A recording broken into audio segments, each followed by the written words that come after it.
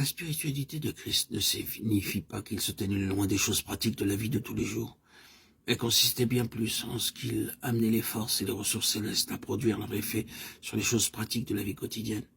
Vous pouvez laver des portes, ou le linge, ou le sol, ou faire n'importe lequel de ces travaux de ménage ordinaires d'une façon spirituelle.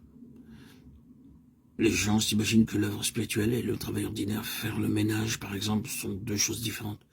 Ils parlent de l'œuvre spirituelle et de l'autre travail. En réalité, vous pouvez faire intervenir les ressources célestes dans n'importe quelle activité légitime et ce faisant rendre un vrai témoignage. La plupart des gens n'ont jamais l'occasion de puiser dans les ressources célestes pour exercer un ministère de prédication. La plus grande partie de leur travail consiste en des actes de routine quotidienne. Bien souvent, ils se sentent parfaitement inaptes à ces travaux.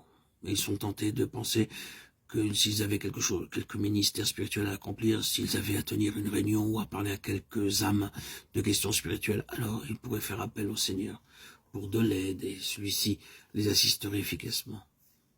Par contre, pour des tâches triviales, routinières et ordinaires, une telle pensée est bien trop souvent totalement absente de l'esprit.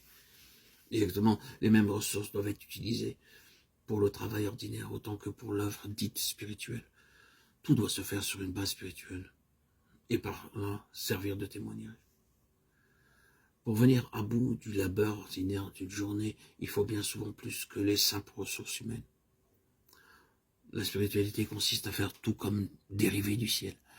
Soyons prudents en traçant une ligne de démarcation, de peur de dissocier le spirituel du reste.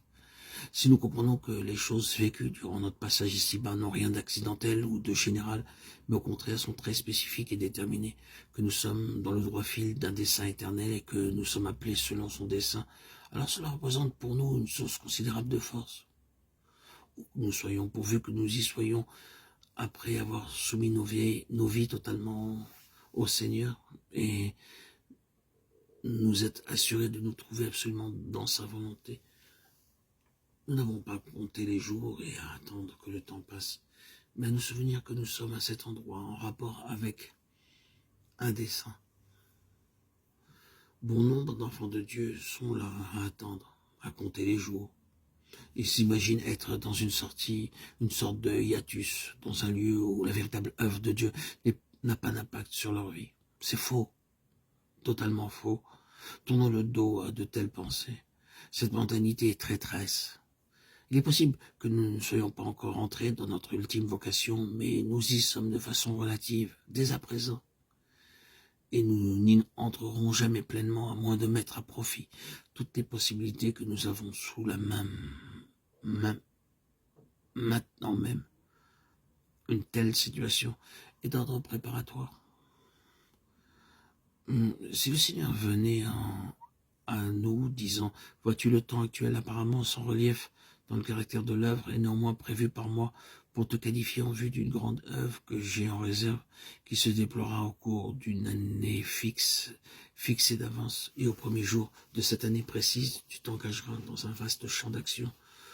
Nous mettrions aussitôt l'intervalle à profit pour nous préparer. » Mais Dieu ne fait pas cela. Et cependant, il se pourrait bien qu'à un moment précis inscrit dans le plan de Dieu pour notre vie, il y ait un départ vers une tâche très importante. Mais il ne voudrait pas que nos cœurs soient en travail devant lui uniquement en raison de la portion de l'œuvre qui nous attend. Il désire que nous soyons travaillés intérieurement au sujet de notre union de cœur avec sa personne.